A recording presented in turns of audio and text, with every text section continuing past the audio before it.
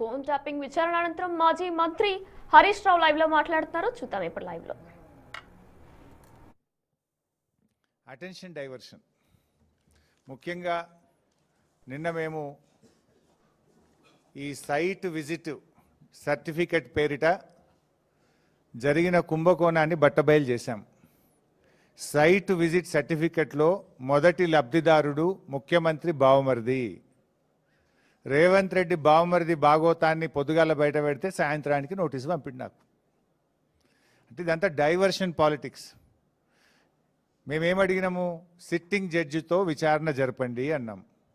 రేవంత్ రెడ్డి నీకు ధైర్యం ఉంటే, నిజాయితీ పరుడు అయితే, నువ్వు తప్పు చేయకపోతే తక్షణమే సుప్రీంకోర్టు హైకోర్టు సిట్టింగ్ జడ్జితో విచారణకు ఆదేశించు. ఈ బొగ్గు కుంభకోణాల్లో జరిగిన అవినీతిని మొత్తం బట్టబయలు చేద్దాం. నువ్వు తప్పు చేయకపోతే, నువ్వు నిజాయితీ పరుడు అయితే మేము అన్ని ఆధారాలు కూడా మీరు వేసిన సిట్టింగ్ జడ్జి గారికి అందించడానికి సిద్ధంగా ఉన్నాం. నువ్వు చీటికి మాటికి సిట్లు వేస్తున్నావు కదా, కమిషన్లు వేస్తున్నావు కదా. ఇవాళ మేము అన్ని ఆధారాలతో సూటిగా ఆరోపణ చేస్తున్నాం. నీ బావమరిదే మొదటి లబ్ధిదారుడు, నీ బావమరిదే ఈ రింగుకు మొత్తం కింగ్ పిన్ను, నీ బావమరిదే ఈ సింగరేణిలో 1000 కోట్ల కుంభకోణానికి తెరలేపిండు. నువ్వు అంత నిజాయితీ పరుడు అయితే, తప్పు చేయకపోతే కమాన్ సిట్టింగ్ జడ్జితో విచారణకు ఆదేశించు, మేము రుజువు చేస్తాం. ధైర్యం ఉంటే ఆదేశించు. అంటే మీ భాగోతాలు బయటపడ్డాయి. ఇవాళ ముఖ్యమంత్రి గారు, భట్టి గారు, కోమటిరెడ్డి గారి మధ్య వాటాల పంపకం మొత్తం రోడ్డు మీదకి వచ్చింది, ప్రజల్లో పడ్డది. టెండర్ల మీ పోరాటం, టెండర్లు నాకంటే నాకని మీరు కొట్లాడుకునేదంతా ప్రజలకు అర్థమైంది. దాని నుంచి డైవర్ట్ చేయడానికే ఈ సిట్టు, ఈ లట్టు పొట్టు ఏదో చిల్లర నోటీసుల కథ పెట్టినావు నువ్వు. సరే, మాకు చట్టం మీద గౌరవం ఉంది, తప్పకుండా గౌరవిస్తాం. ఎన్నిసార్లు పిలిచినా హాజరవుతాం. మాకు ఉద్యమాల నుంచి వచ్చిన కార్యకర్తలం మేము. కేసీఆర్ గారి నాయకత్వంలో రాటుదేలిన బీఆర్ఎస్ బిడ్డలం, తెలంగాణ ఉద్యమ కన్న బిడ్డలం. ఉద్యమాలు, పోరాటాలు మాకు కొత్త కాదు, అక్రమ కేసులు అంతకంటే కొత్త కాదు, అరెస్టులు అనేటివి మాకు కొత్త కాదు. ఆనాడైనా కేసీఆర్ గారి నాయకత్వంలో వందలాది కేసులు పెట్టిన నిజాయితీగా తెలంగాణ ప్రజల పక్షాన కేసీఆర్ గారి నాయకత్వంలో పోరాడినాం. జైళ్లలో పెట్టిన రెట్టించిన ఉత్సాహంతో తెలంగాణ కోసం పోరాడినాం. ఇలా మేము మీ కాంగ్రెస్ నాయకుల లెక్క సిట్ నోటీసులు రాగానే పారిపోయేటోళ్ళం కాదు. మీరు పిలిస్తే వచ్చినాం, బాజాప్తా వస్తాం. మీరు ఎన్ని ప్రశ్నలు అడిగినా సమాధానాలు చెప్తాం. ఈ అక్రమ కేసులు, ఎందుకంటే ఇవన్నీ ఇట్లాంటి అక్రమ కేసులు ఆనాడు సమైక్య రాష్ట్రంలో సమైక్యవాదులు మా మీద అనేక అక్రమ కేసులు పెట్టినారు. ఇన్ఫ్యాక్ట్ మీరిచ్చిన నోటీసులు మాకు దక్కిన గౌరవంగా భావిస్తాం. ఎందుకు ఈ మాట అంటున్నా అంటే, పొద్దుగాల నీ బామ్మర్ది భాగవతం బయట పెడితే సాయంత్రం నోటీస్ ఇచ్చినావు. ఇది రాష్ట్ర ప్రజలందరికీ అర్థమైపోయింది కదా. అంటే నువ్వు నీ భాగవతాన్ని బయటపడకుండా, ప్రజల్లో పడకుండా అటెన్షన్ డైవర్షన్ కోసం నువ్వు నోటీస్ ఇచ్చినావు. ఈ మాత్రం రాష్ట్ర ప్రజలకు అర్థం కాదా? రాష్ట్ర ప్రజలు అన్ని విషయాలు గమనిస్తూ ఉన్నారు. ఇన్ఫ్యాక్ట్ నువ్వు ఒక ప్రైవేట్ కంప్లైంట్లో కోట్ల రూపాయల డబ్బు ఖర్చు పెట్టి, సుప్రీంకోర్టు న్యాయవాదులను పెట్టి నన్ను అక్రమ కేసులో ఇరికించాలని ప్రయత్నం చేసినావు. హైకోర్టు కొట్టేసింది. నువ్వు సుప్రీంకోర్టుకు కూడా పోయినావు, సుప్రీంకోర్టు కూడా కొట్టేసింది. న్యాయం గెలిచింది, ధర్మం నిలిచింది. అయినా నువ్వు మళ్ళా ఇంకో కేసులు ఇరికిద్దాము అని మళ్ళొక సిట్టు పెట్టినావు. ఇప్పటికీ నువ్వు 6 గ్యారంటీలు ఎగబెట్టినావు. నువ్వు యనుమల రేవంత్ రెడ్డి కాదు, ఎగవేతల రేవంత్ రెడ్డి అంటే మానకొండూరు పోలీస్ స్టేషన్లో కేసు పెట్టినావు. రైతు రుణమాఫీ చెయ్యలేదు, దేవుని మీద ప్రమాణం చేసి రైతుల్ని, దేవుణ్ణి మోసం చేసినావు రేవంత్ రెడ్డి అంటే యాదగిరిగుట్టల కేసు పెట్టినావు. వరద బాధితుల్ని పరామర్శించడానికి పోతే ఖమ్మంలో రాళ్ల దాడి చేపించి ఖమ్మంలో కేసు పెట్టినావు. ఎవరో ట్వీట్ చేసిందని చెప్పి నా మీద హైదరాబాద్లో పోలీస్ స్టేషన్లో కేసు పెట్టించినావు. ఘోష్ కమిషన్ వేసి, కమిషన్ పేరిట డైవర్షన్ రాజకీయాలు చేస్తే అసెంబ్లీ సాక్షిగా ఆ కమిషన్లో ఉన్న విషయాలను కుండబద్దలు కొట్టినట్టు 6 మంది మంత్రులు మీరు మాట్లాడినా ఎంత డైవర్షన్ చేసినా ఆ కమిషన్ అంతా డొల్లా అని ఆధారాలతో సహా అసెంబ్లీ సాక్షిగా వివరించాం. నిన్న నీ బామ్మర్ది బొగ్గు కుంభకోణం బయట పెట్టంగానే సాయంత్రం మళ్ళొక సిట్ నోటీస్ పంపినావు. ఇది రాష్ట్ర ప్రజలు గమనిస్తున్నారు. రేవంత్ రెడ్డి పోలీసులను వెనక పెట్టుకొని పిరికి పందలాగా నాకు సిట్ నోటీసులు ఇచ్చుడు కాదు. ధైర్యం ఉంటే రాజకీయంగా ఎదుర్కో, కమాన్ మాట్లాడదాం, ఏడ కొట్లాడదామో కొట్లాడదాం. నీకు ధైర్యం ఉంటే 6 గ్యారెంటీల మీద మాట్లాడదాం, రైతు రుణమాఫీ మీద మాట్లాడదాం, బొగ్గు కుంభకోణం మీద మాట్లాడదాం, ఇండస్ట్రీస్ కుంభకోణం మీద మాట్లాడదాం, భూముల కుంభకోణం మీద మాట్లాడదాం, పవర్ కుంభకోణం మీద మాట్లాడదాం, ఏ కుంభకోణం మీద మాట్లాడదాం. నీ ప్రభుత్వం కుంభకోణాలకు నిలయంగా మారింది. నీ ప్రభుత్వం ఇవాళ మొత్తం ఎక్కడికక్కడ దోచుకొని తింటా ఉన్నారు. ప్రజలకు ఇచ్చిన గ్యారంటీలు గాలికి వదిలేసిండ్రు. అందిన కాడికి దండుపాలెం ముఠాలాగా దోచుకుంటా ఉన్నారు మీరు. మీ దోపిడికి మేము అడ్డు వస్తున్నామని, నీ దోపిడిని కేటీఆర్ గారు మా బీఆర్ఎస్ నాయకులు ఎక్కడికక్కడ ప్రశ్నిస్తున్నారని నువ్వు చిల్లర రాజకీయాలకు పాల్పడతా ఉన్నావు. నువ్వు ఎన్ని కుట్రలు పన్నినా, నువ్వు ఎన్ని కేసులు పెట్టినా, నువ్వు ఎన్ని నోటీసులు ఇచ్చినా బీఆర్ఎస్ గొంతులు సింహంలాగా గర్జిస్తూనే ఉంటాయి. నిన్ను అడుగడుగునా తెలంగాణ ప్రజల పక్షాన ప్రశ్నిస్తూనే ఉంటాయి. ఎక్కడ కూడా వెనకడుగు వేసే ప్రశ్నే లేదు. నువ్వు రేపు ప్రజాకోర్టులో సమాధానాలు చెప్పాలి. రేపు ప్రజలు నిన్ను తప్పకుండా, ఇప్పటికే నీ మంత్రులను నీ ఎమ్మెల్యేలను ఎక్కడ పోతే అక్కడ నిలదీస్తున్నారు ప్రజలు. పోలీసులను అడ్డం పెట్టుకొని పారిపోతున్నారు నీ మంత్రులు నీ ఎమ్మెల్యేలను. ప్రజలు నిలదీస్తూ ఉన్నారు. రోడ్డుకు అడ్డం, కారుకు అడ్డం నిలబడి పట్టుకొని అడుగుతూ ఉంటే పోలీసులను పెట్టుకొని పారిపోతూ ఉన్నారు. రేపు ప్రజలు తిరగబడే రోజులు కూడా దగ్గరలో ఉన్నాయి. నువ్వు సిట్టు లట్టు పొట్టు ఎన్నన్నా వేసుకో, ఏమన్నా చేసుకో, మాకు న్యాయస్థానాల మీద గౌరవం ఉంది. నువ్వు ఎక్కడికి పిలిచినా వస్తా, ఎన్నిసార్లు పిలిచినా వస్తా, నిజాయితీగా సమాధానాలు చెప్తాం. మేము భయపడం. చట్టం మీద మాకు గౌరవం ఉంది. నీ చిల్లర రాజకీయాల మీదనే మాకు అసహ్యం ఉంది.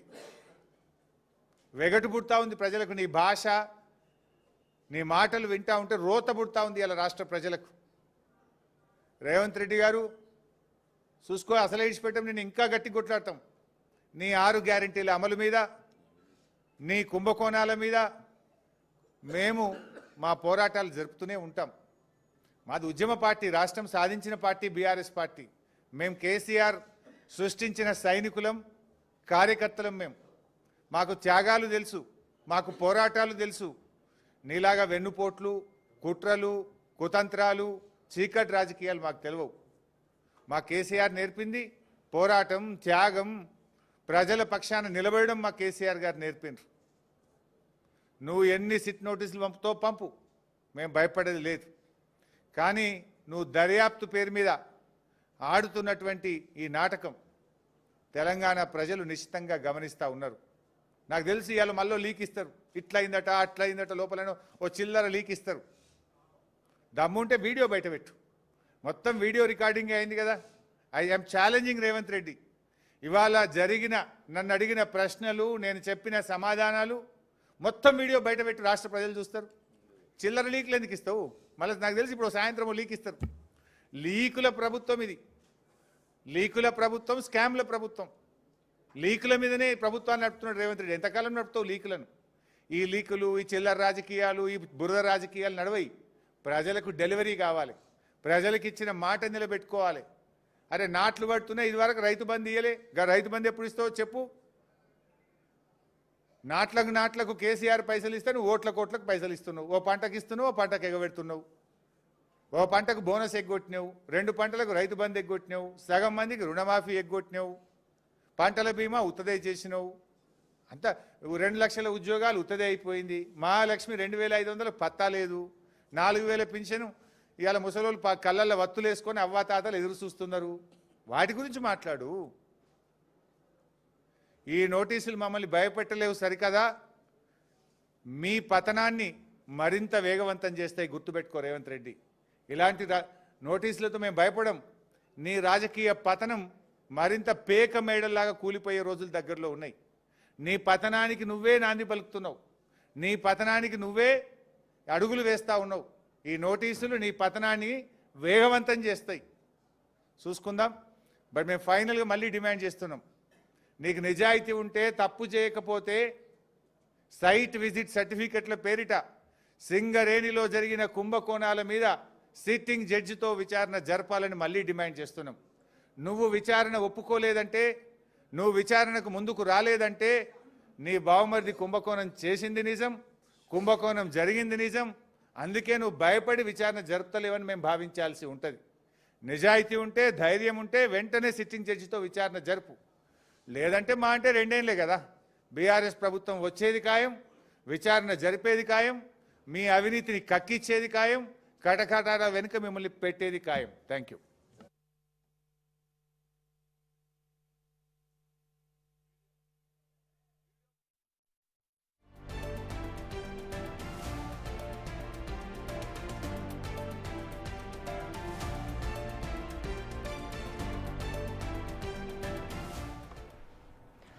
బీఆర్ఎస్ మాజీ మంత్రి హరీష్ రావు 7 గంటల విచారణ ముగిసింది. ఇక ఈ నేపథ్యంలో ఆయన మీడియాతో కూడా మాట్లాడి కొన్ని సంచలన వ్యాఖ్యలు చేశారు. ఎన్ని సిట్ నోటీసులు వచ్చినా సరే ఆయన ఖచ్చితంగా అవన్నీ కూడా తీసుకుంటానని చెప్పారు. అయితే బీఆర్ఎస్ అధికారంలో ఉన్నప్పుడు రాజకీయ నాయకులు, వ్యాపారులు మొదలు జడ్జిలు ఫోన్లు ట్యాప్ చేశారని, వాటికి సంబంధించిన ఆధారాలను కూడా ధ్వంసం చేశారన్న ఆరోపణలపై పంజాగుట్ట పోలీస్ స్టేషన్లో 2024 మార్చిలో ఈ కేసు నమోదైంది. అనంతరం జరిగిన పరిణామాల్లో ట్యాపింగ్ వ్యవహారంలో ప్రధాన నిందితుడు ఎస్ఐబి ఓఎస్టీగా పనిచేసిన ప్రభాకర్ రావు విదేశాలకు పారిపోవడంతో దర్యాప్తు ఆటంకం ఏర్పడింది.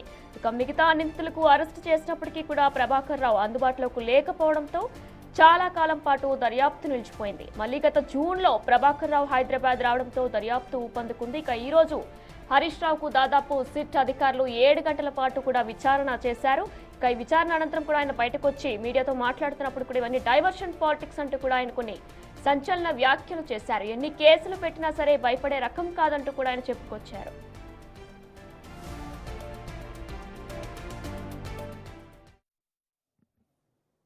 రేవంత్ రెడ్డి ఇచ్చిన సిట్ నోటీసు అంతా కూడా ఒక ట్రాష్. నిజంగా చెప్పాలంటే ఈరోజు ఉత్త సొల్లు, ఎటువంటి నిరాధారమైనటువంటి ఆరోపణలు, ఆధారం లేనటువంటి మాటలు, అడిగిందే అడుగుడు, సొల్లు పురాణం తప్ప ఏమీ లేదు. ఒక్క ఆధారం కూడా చూపలేదు. ఓ గంట అడుగుడు, గంట అడగంగానే పైకెళ్ళి ఫోన్లు వస్తాయి, బయటకు పోవుడు, గంట మాట్లాడుకొని మళ్ళీ వచ్చుడు, మళ్ళీ ఒక అర్ధగంటను గంట అడగంగానే మళ్ళీ సైగలు వస్తాయి, బయటకు వెళ్ళి ఫోన్ అనగానే మళ్ళీ బయటకు పోవుడు. మరి ఆ ఫోన్లు రేవంత్ రెడ్డి చేస్తుండా, సిపి సజ్జనార్ చేస్తుండా నాకు తెలియదు, కానీ ఫోన్లు వచ్చుడు, బయటకు పోయి మాట్లాడు. బయటకు పోయి ముగ్గురు పోతారు, ఇక ముగ్గురు అధికారులు కలిసి అడుగుతూ ఉండ్రి. ముగ్గురు బయటకు పోవుడు, గంట మాట్లాడుకొని వచ్చుడు, గంట అడుగుడు, అడిగిందే అడుగుడు తప్ప అందులో ఏమీ లేదు. అంటే ఇదంతా కూడా అటెన్షన్ డైవర్షన్. ముఖ్యంగా నిన్న మేము ఈ సైట్ విజిట్ సర్టిఫికెట్ పేరిట జరిగిన కుంభకోణాన్ని బట్టబయలు చేశాం. సైట్ విజిట్ సర్టిఫికెట్లో మొదటి లబ్ధిదారుడు ముఖ్యమంత్రి బావమరిది. రేవంత్ రెడ్డి బావమరిది భాగోతాన్ని పొద్దుగాల బయట పెడితే సాయంత్రానికి నోటీసు పంపిండు నాకు. అంటే ఇదంతా డైవర్షన్ పాలిటిక్స్. మేమేమడిగినాము, సిట్టింగ్ జడ్జితో విచారణ జరపండి అన్నాం. రేవంత్ రెడ్డి నీకు ధైర్యం ఉంటే, నిజాయితీ పరుడు అయితే, నువ్వు తప్పు చేయకపోతే తక్షణమే సుప్రీంకోర్టు, హైకోర్టు సిట్టింగ్ జడ్జితో విచారణకు ఆదేశించు.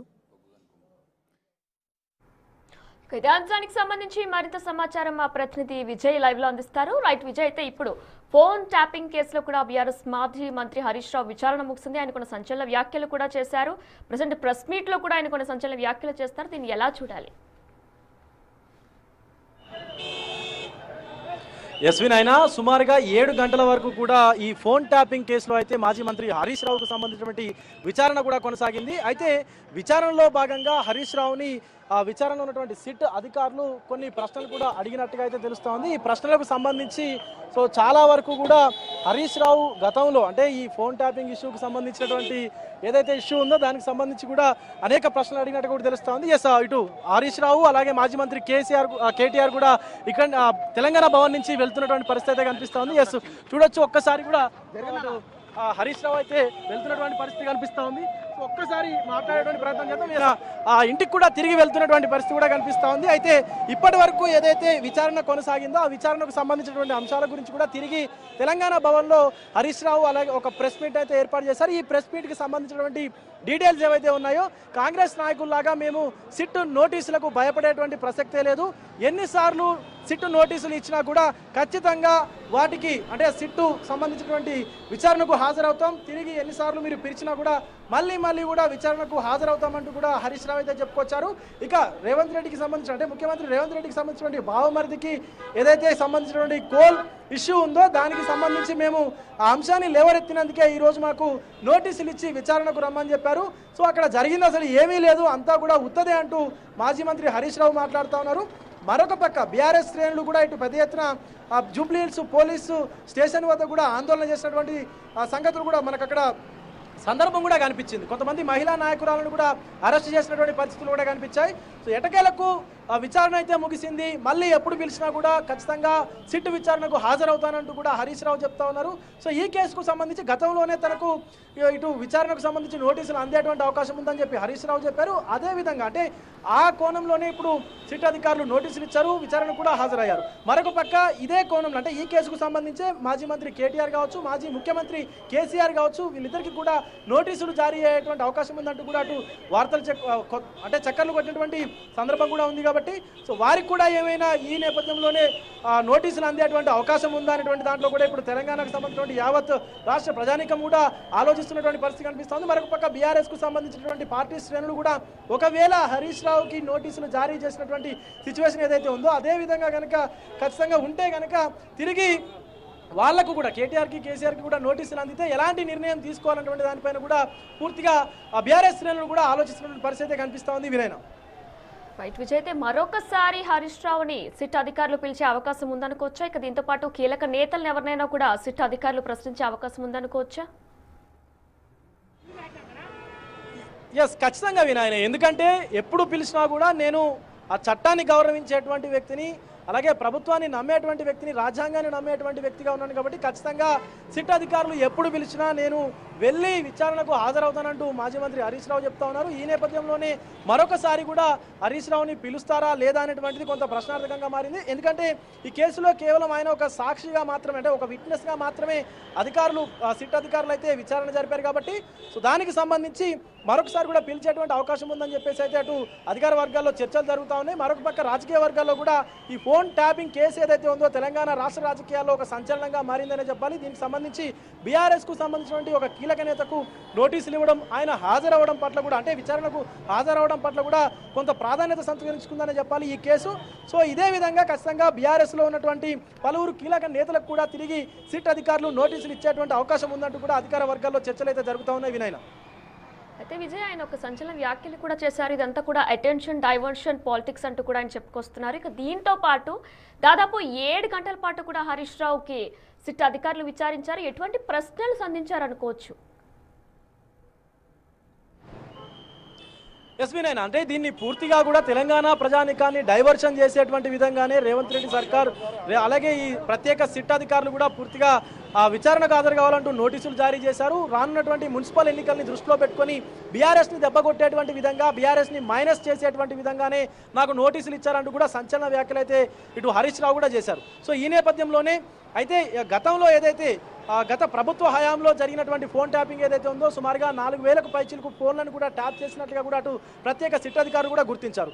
అయితే ఎవరెవరి ఫోన్లు ట్యాప్ అయ్యాయి, అలాగే ముఖ్యంగా బీఆర్ఎస్కు సంబంధించినటువంటి అప్పటి నాయకత్వానికి సంబంధించినటువంటి ఫోన్లు ఏమైనా ట్యాప్ అయ్యాయా, లేకపోతే ఫోన్ ట్యాపింగ్కు సంబంధించి దాంట్లో హరీష్ రావు పాత్ర ఏంటి అనే దానిపైన కూడా సిట్ అధికారులు హరీష్ రావుని ప్రశ్నించినట్టుగా కూడా చెప్తా ఉన్నారు.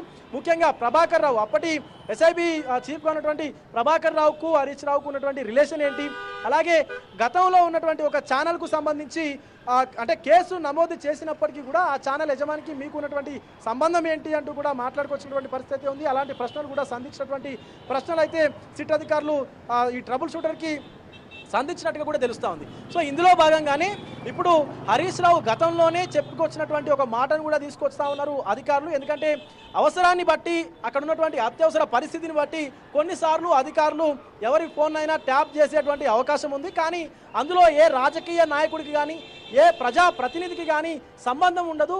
అక్కడ ఉన్నటువంటి ముఖ్యమైనటువంటి అధికారులు మాత్రమే దాన్ని అంతా కూడా చూసుకుంటారంటూ చెప్పుకున్నటువంటి పరిస్థితి ఉంది. సో ఈ నేపథ్యంలో చూసుకున్నట్లయితే ఖచ్చితంగా ఇటు హరీష్ రావు ఫోన్ ట్యాపింగ్ జరిగింది అని చెప్పి ఒప్పుకున్నట్లుగానే ఉంది అని అధికారులు కూడా ఒక మాట మాట్లాడుతున్నటువంటి సందర్భం అయితే కనిపిస్తూ ఉంది. సో ఇటు ఫోన్ ట్యాపింగ్ జరిగినప్పుడు హరీష్ రావు పాత్ర ఏంటి అనే దానిపైన కూడా అధికారులు అయితే ఆరాధిస్తున్నటువంటి పరిస్థితి అయితే కనిపిస్తూ ఉంది. వినాయన అయితే విజయ్, ఫోన్ ట్యాపింగ్ కేసులో ఇప్పటికే ప్రభుత్వం కూడా దూకుడు పెంచింది. మరి ఇక ఈ నేపథ్యంలో ఇంకా ఎవరికైనా కీలక నేతలకి నోటీసులు ఇచ్చే అవకాశం ఉందనుకోవచ్చా?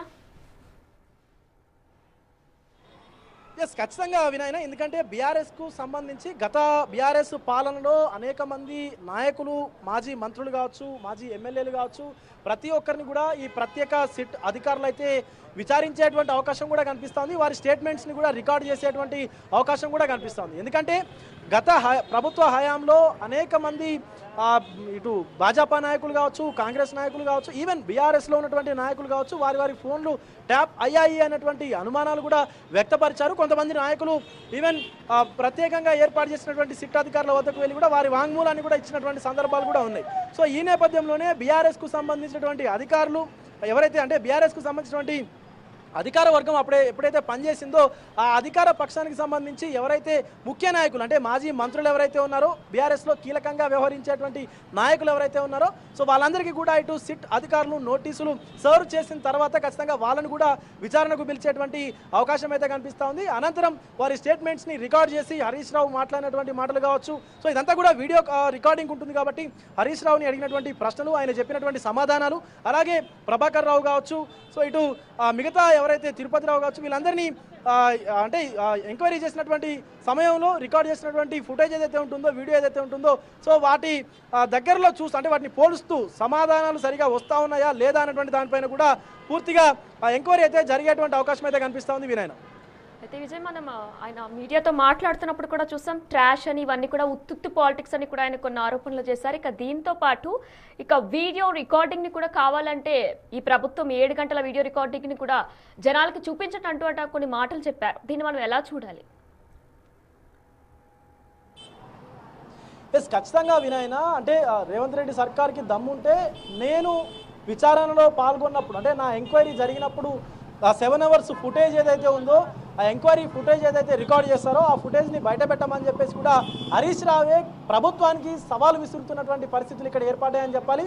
అయితే ఆ ఫుటేజ్లో ఏముంది అని చెప్పేసి కూడా కొంత ఆసక్తి అయితే నెలకొన్నటువంటి సందర్భం కూడా ఇక్కడ కనిపిస్తూ ఉంది. సో ఎందుకంటే ఆ ఫుటేజ్కి సంబంధించి ఆ సిట్ అధికారులు ఎవరైతే ప్రశ్నలు సంధించారో ఆ ప్రశ్నలకు సంబంధించి ఆ ఆన్సర్స్ కూడా దమ్ముంటే రేవంత్ రెడ్డి బయట పెట్టాలంటూ కూడా మాజీ మంత్రి హరీష్ రావు అయితే ఒక సవాలు విసిరినటువంటి పరిస్థితులు కూడా ఇక్కడ ఉన్నాయి.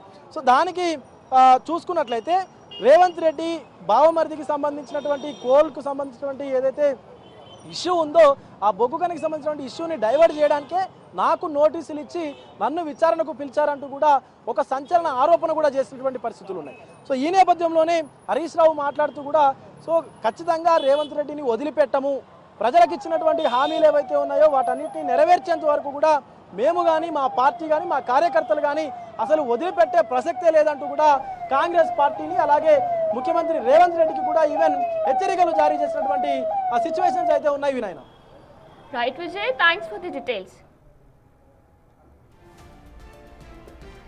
ఎస్, మనం చూస్తున్నామైతే మాజీ మంత్రి బీఆర్ఎస్ మాజీ మంత్రి కూడా హరీష్ రావు సిట్ విచారణ దాదాపు 7 గంటల వరకు కూడా సాగింది. ఇక ఈ నేపథ్యంలో అయింది ఆయన మీడియాతో మాట్లాడడం కూడా జరిగింది. ఆయన కొన్ని సంచలన వ్యాఖ్యలు చేశారు. ఫోన్ ట్యాపింగ్ కేసు వల్ల సిట్ అధికారులు దాదాపు ఆయన 7 గంటల వరకు విచారించారు. అయితే ఇవన్నీ కూడా ట్రాష్ అని, డైవర్షన్, అటెన్షన్ పాలిటిక్స్ అంటూ కూడా ఆయన చెప్పుకొచ్చారు. ఇక దీంతో పాటు బీఆర్ఎస్ అధికారంలో ఉన్నప్పుడు రాజకీయ నాయకులు, వ్యాపారులు మొదల జడ్జిలు ఫోన్లను ట్యాప్ చేశారని, వాటికి సంబంధించిన ఆధారాలను ధ్వంసం చేశారన్న ఆరోపణలపై పంజాగుట్ట పోలీస్ స్టేషన్లో 2024 మార్చిలో కేసు నమోదైంది.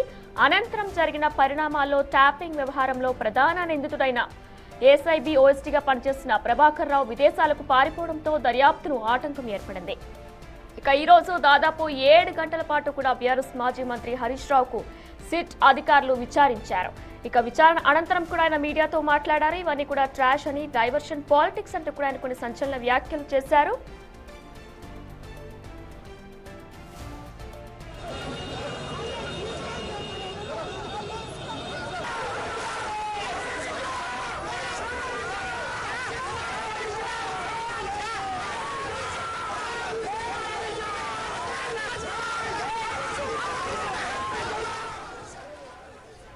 మాజీ మంత్రి బీఆర్ఎస్ హరీష్ రావు విచారణ ముగిసింది. దాదాపు 7 గంటల వరకు కూడా విచారణ ముగిసింది. జూబ్లీహిల్స్ పోలీస్ స్టేషన్లో దాదాపు 7 గంటల పాటు సిట్ అధికారులు ఆయన ప్రశ్నించారు. ఏసీపీ వెంకటగిరి, ఎస్పీ రవీందర్ రెడ్డి కూడా విచారణలో పాల్గొన్నారు. అయితే ఈ 7 గంటల విచారణ అనంతరం కూడా హరీష్ రావు మీడియాతో మాట్లాడారు. ఇక మాట్లాడిన తర్వాత కూడా ఆయన కొన్ని సంచలన వ్యాఖ్యలు చేశారు. ఇవన్నీ కూడా కాంగ్రెస్ చేస్తున్న డైవర్షన్ పాలిటిక్స్ అంటూ కూడా ఆయన చెప్పుకొచ్చారు. ఫోన్ ట్యాపింగ్ కేసులో సిట్ అధికారులు దాదాపు హరీష్ రావును 7 గంటల వరకు విచారించారు. అయితే ఛాలెంజ్ చేస్తున్నాను, దమ్ముంటే 7 గంటల వీడియోని కూడా జనాలకి చూపించాలంటూ కూడా హరీష్ రావు చెప్పుకొచ్చారు. ఇక బీఆర్ఎస్ మాజీ మంత్రి హరీష్ రావు దాదాపు 7 గంటల సిట్ అధికారులు ఆయన విచారించారు. ఇక ఈ నేపథ్యంలో ఆయన కొన్ని సంచలన వ్యాఖ్యలు చేశారు. సమైక్య రాష్ట్రంలో మాపై అనేక కేసులు పెట్టారు, ఇవేం మాకు కొత్త కావు అంటూ కూడా ఆయన చెప్తున్నారు. ఇక రేవంత్ రెడ్డి బావమతి భాగోతం బయట పెట్టినందుకే నోటీసులు ఇచ్చారంటూ కూడా ఆయన కొన్ని ఆరోపణలు చేశారు. సుప్రీంకోర్టులో నాపై అక్రమంగా కేసులు పెట్టి ఇరికించాలని చూస్తున్నారంటూ కూడా ఆయన చెప్పుకొస్తున్నారు.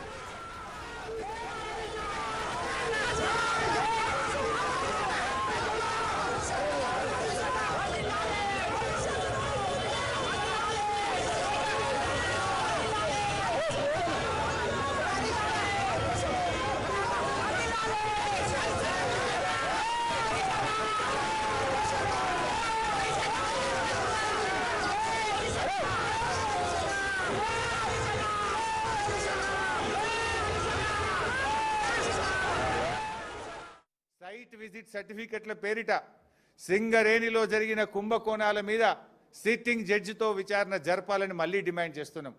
నువ్వు విచారణ ఒప్పుకోలేదంటే, నువ్వు విచారణకు ముందుకు రాలేదంటే నీ బావమరిది కుంభకోణం చేసింది నిజం, కుంభకోణం జరిగింది నిజం. అందుకే నువ్వు భయపడి విచారణ జరుపుతలేవని మేము భావించాల్సి ఉంటుంది. నిజాయితీ ఉంటే, ధైర్యం ఉంటే వెంటనే సిట్టింగ్ జడ్జితో విచారణ జరుపు. లేదంటే మా అంటే 2 ఏళ్లే కదా, బీఆర్ఎస్ ప్రభుత్వం వచ్చేది ఖాయం, విచారణ జరిపేది ఖాయం, మీ అవినీతిని కక్కిచ్చేది ఖాయం, కటకటాల వెనుక మిమ్మల్ని పెట్టేది ఖాయం. సైట్ విజిట్ సర్టిఫికెట్ల పేరిట సింగరేణిలో జరిగిన కుంభకోణాల మీద సిట్టింగ్ జడ్జితో విచారణ జరపాలని మళ్ళీ డిమాండ్ చేస్తున్నాం. నువ్వు విచారణ ఒప్పుకోలేదంటే, నువ్వు విచారణకు ముందుకు రాలేదంటే నీ బావమరిది కుంభకోణం చేసింది నిజం, కుంభకోణం జరిగింది నిజం. అందుకే నువ్వు భయపడి విచారణ జరుపుతలేవని మేము భావించాల్సి ఉంటుంది.